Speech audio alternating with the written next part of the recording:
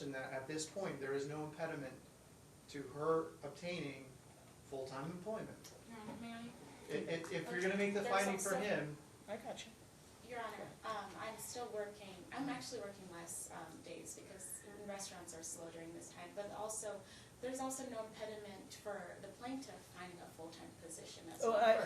That's why I already imputed income to him. Right. Yeah. I did that. Yeah. So I think the issue is that right now, you've indicated that your income has not changed. I will accept that representation, although you're supposed to file a new FDF. But the issue is, if you get full-time employment, you're required to file that FDF, and that will undoubtedly result in a 20% change in a motion to recalculate child support. Right. Okay. And that's all I'm asking for, is language that allows for that. And if you have the ability to get full-time employment, I mean, and you don't, right.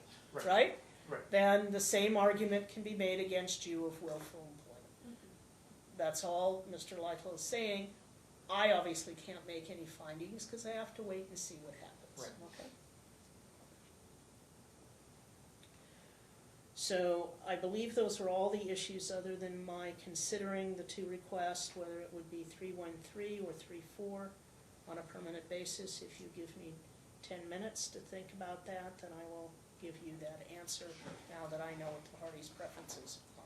And just back on that too, Your Honor, and we'd be happy to see some language. I mean, I think frankly it's good for everybody.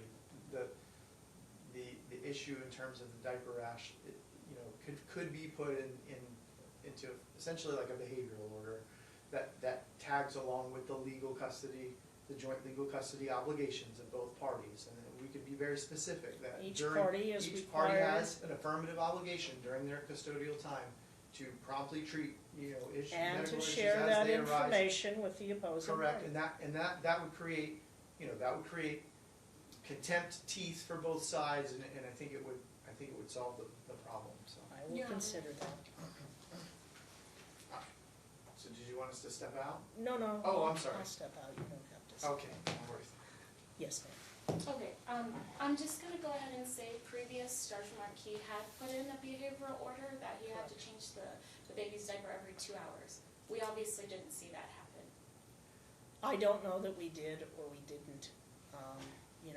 I don't have any factual findings to make on that. I think what you're raising to me is, how do we enforce it? Because then we're just continually, he's got a rash. Is it because he didn't change it? Is it because, you didn't change it? Where did the rash start, right? It's easy to say, you didn't treat it because you told me you didn't treat it, right? And it's easy to say, you didn't give him the information because I looked for talking parrots, and you didn't. In fact, you refused to. That I can make findings of because I've got evidence. I'm not so certain that putting it into an order for contempt will work. Right. That's your issue, right? Okay, so I will consider that in terms of what the order should say. It shouldn't be necessary because it's required under joint legal custody and parental duties in the first place. So give me a 10-minute recess and I will consider each party's request for how a 3-4 or 3-1-3